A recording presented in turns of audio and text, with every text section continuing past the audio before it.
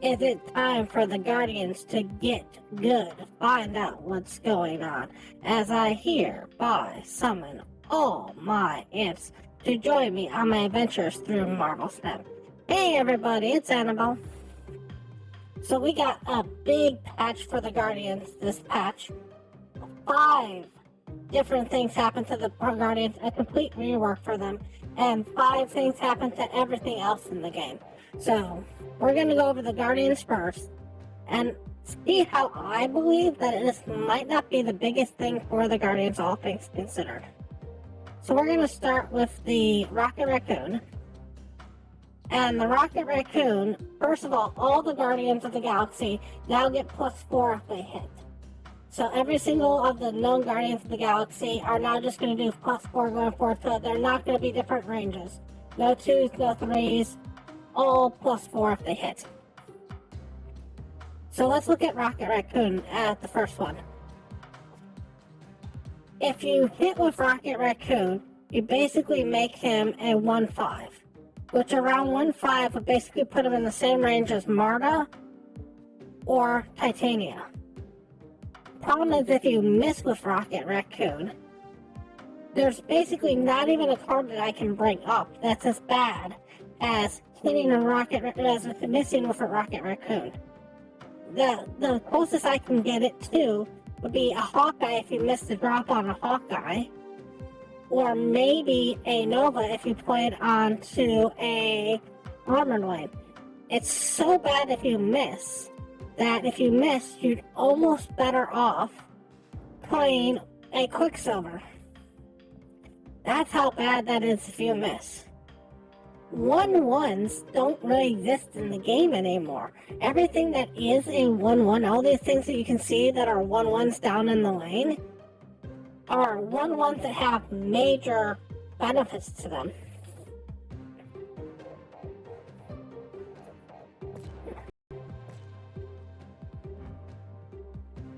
For Star-Lord, if he hits, he becomes a 2/6. 2/6 puts him right in the same range as Maximus. Maximus is one of the highest cards that you can get for a 2/6.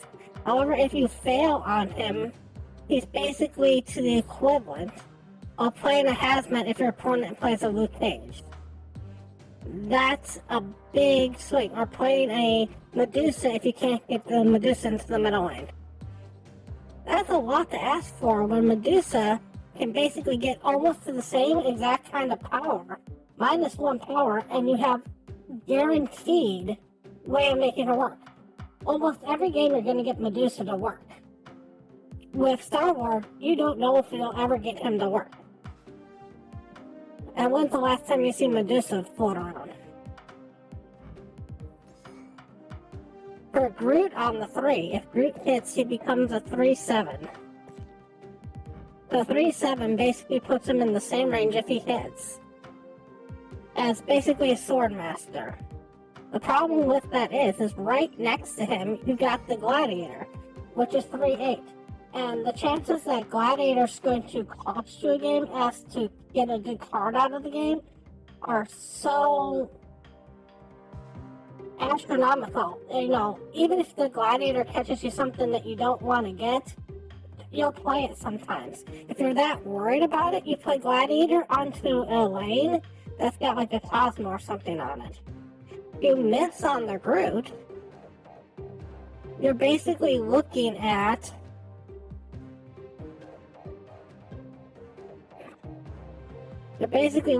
Strong Guy.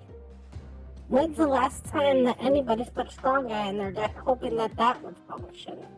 You can more reliably set up for Strong Guy than you can set up for Groot. For the 4 on Drax, I should say. The biggest problem with Strong Guy is right here, Call Obsidian. You can set up a guaranteed place to put 10 on spot 4. Or you can take a chance, even roll well on Groot, and get a 4/9. You're almost better off playing a Crossbones.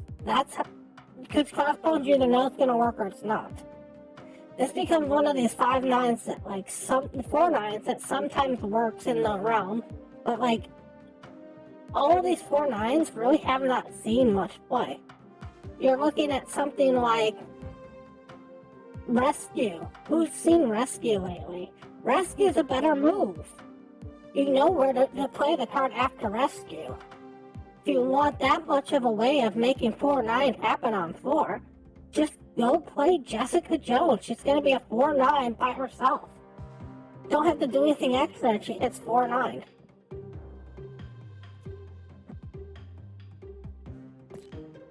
Gamora actually, I think we got a buff, but she works exactly the same way that she did before.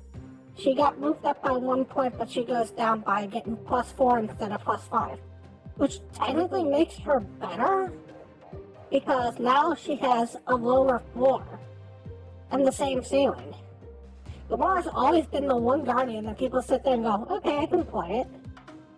Especially when you play it on something like a Wong, or you play it on something like a Shuri or something like that. That's a big boost, and that's part of the problem. This is an 8, and this already drops down to a 5. I almost wish they would just have better things on this. If this was a 1, and then this was a 2, and then this was a 3, then this should be a 4, and this should be a 5.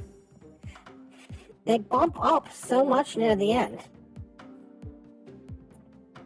There's been a part of me that has wanted stuff for Guardians of the Galaxy to work, like some sort of tribe mentality, where, especially after the introduction of, like, X-Men versus Avengers, where if you, like, maybe hit with an Avenger, if you hit with a Guardians of the Galaxy at all, then maybe the rest of the Guardians got +1. Or there's been an idea of me of having some of the Guardians do more stuff if they hit. Just be a standardly good hit card out in general. Like for Groot, make him a 3/4 just to start out with. Lose the +4, but if you hit, maybe you do the old Spider-Man for a turn where your opponent can't play into that lane.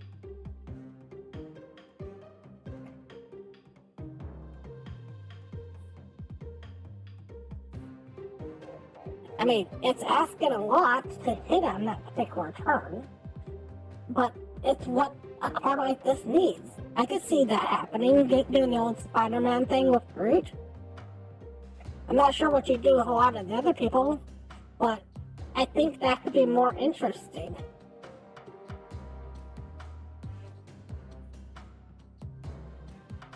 I want the Guardians to work. I'm not sure any of these changes is going to make the Guardians a playable tribe going forward, which is kind of sad, and because Guardians should be a good starter deck, and that might be where this deck belongs. That might be where this deck stays going forward, where before you get into Series 3, you just have the Guardians playing. You put all the Guardians in your deck starting off. You just go with that, and until you get to Series 3, you're just glad about it. And once you hit Series 3, you basically say, we're done.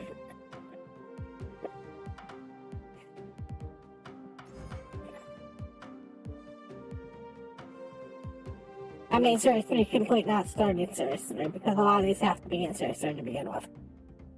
Okay, other than those Guardians change, we had 3 nerfs and 2 buffs. 3 odd nerfs, 1 really odd nerf. So for the nerfs, we had Apocalypse. Apocalypse is pretty much the weakest nerf that could come out for this. It got 2 points shaved off of it. So instead of starting at 8, it starts at 6. Other than that, it stays exactly the same. This is to help get this card have a little bit of that overpush pushed off of it. But instead of this card being a 620, it's gonna be like a 618. Or 626 if you hit this 5 times somehow. It's now gonna be a 622. I mean, Or sorry, 628 is now gonna be 626. I'm not sure that this is the biggest nerf to Apocalypse, but it's still a nerf to Apocalypse. Next one up that we had a nerf on was Thanos, not Thanos himself, but actually the Mind Stone, which is a really weird one, where the Mind Stone got changed from a 1-1 to a 2-1, so now it costs twice as much, so it does the same exact thing. And honestly, I would not be shocked, amazed, surprised, in any way, shape, or form, if in the future, every single Mind Stone, every single Infinity Stone, I should say, costs 2 instead of 1. There's so many of these stones that are just way too powerful. The problem with Thanos is nobody cares about Thanos in the Thanos deck. It's all about the stones. If the stones were just cards by themselves, they'd be the most sought after cards in all of Marvel's deck. It's also weird that Mockingbird basically made this change happen. Mockingbird is the card that really changed this around. I'm not sure if they knew this would be bad before Mockingbird came around, which is why they were able to disappear so quickly, or if Mockingbird getting the stones so quickly made Second Dinner go, ooh, we really gotta change Mind Stone. And for the people who say, just put a keyword on Mockingbird that says does not include the stones, and that'll wreck the game. Guess what? They did the same exact thing for Pixie. When you look at Pixie, before Pixie came out, when she was dynamited, almost up until the point in which she was released, Pixie used to just shuffle every single card that was in your deck. Right before she came out, they added the fact that it's cards that started in your deck. This was for the stones. So you could do the same thing with Mockingbird.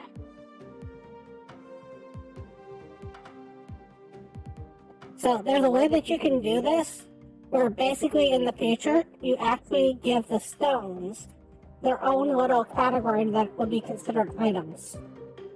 And just make it so that going forward, they're items instead of characters. And then you just sit there and go, yeah, Mockingbird only works with characters. What do you want? The stones are items.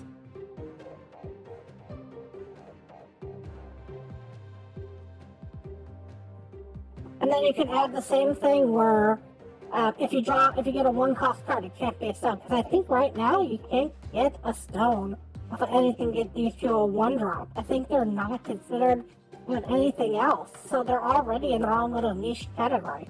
I don't think that the She-Devil,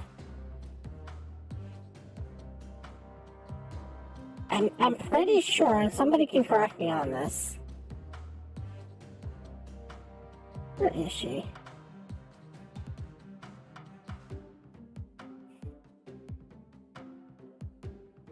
There she is.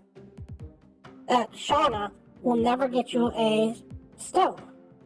No matter how many times you roll her, she will not get you a stone. Because these cards are not considered cards in the game. So, why do they count for stuff like Mockingbird? Just make that an errata or a change for the stones in general. That they just don't count because they're nowhere in the game. The same way that she will never give you a stone. Same way that she'll never give you a squirrel. She can get you Squirrel Girl, but she'll never give you a squirrel. All of these cards don't count for stuff like Sure, but they count for stuff like Mockingbird, and that's really weird to have that change in interaction. It's weird that Thanos gets this bump. I wouldn't be shocked if in the future every single one of his stones becomes 2. I could also see a future where Thanos goes way down to like a 1-drop somehow, like a 1 3 or something like that, or 2-3, just to keep him out of the range of like the 1-kill stuff. and it becomes an effect where at the beginning of each turn you get a stone into your hand. So that way the stones aren't ever in your deck. And that way you have to play down the Thanos, and if you can kill the Thanos, the stones stop. But if he collects all the stones, then he becomes a big threat.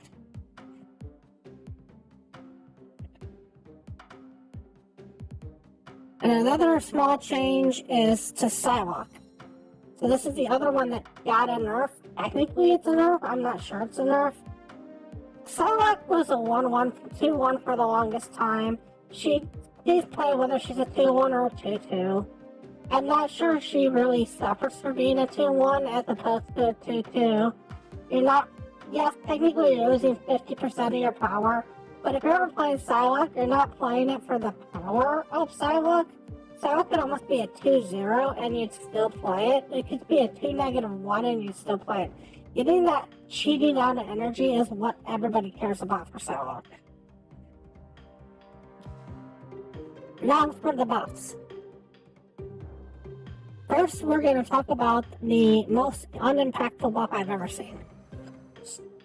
Adam Warlock. Adam Warlock went from a 4-4 to a 5-4 to a 5-5. Honestly, Adam Warlock could be a 5-8, and I doubt he would still see play. Because when you look at the 5s, again, you gotta look at the 5s as they exist. When you're looking at 5-8, you're looking at stuff like Lady Jane Foster. Lady Jane Foster is drawing you more than 2 cards by itself if you're playing Lady Jane Foster correctly. If you set up your game, Lady Jane Foster's a 5-8 and automatically draws you 2 cards.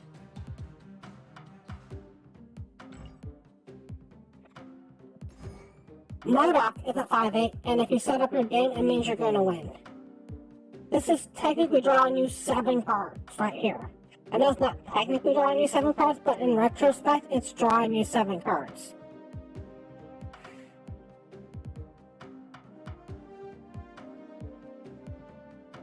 I really don't know where they believe that Adam Warlock works as a 5-5. I mean, it's nice that it's the only 5-5 that currently exists in the game, but there's a reason that there aren't many 5-5s, because 5-5 is a bad stat line anyways.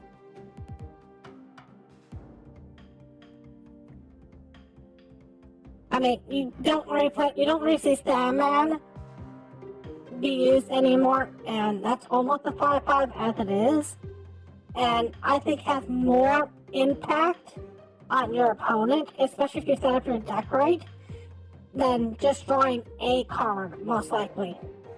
Even drawing 2 cards. Just change Adam Warlock. If you want Adam Warlock to be good, make him like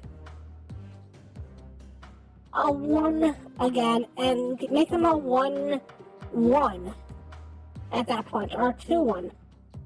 You give him the same ability. You never try him as a 2-1 with the same ability. Or make him a 2-1 and give him Old Leech's ability, where he only draws you a card on turn 5. You play him down on turn 2, and he draws you a card on turn 5. Or give him Magic's ability. Where's Magic?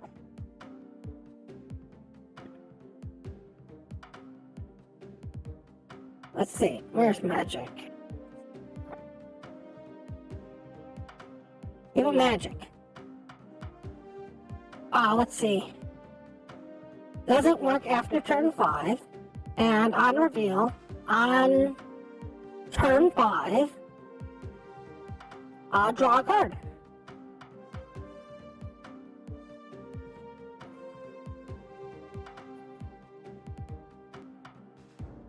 And put that down from, doesn't work after turn 5 to, doesn't work after turn 3.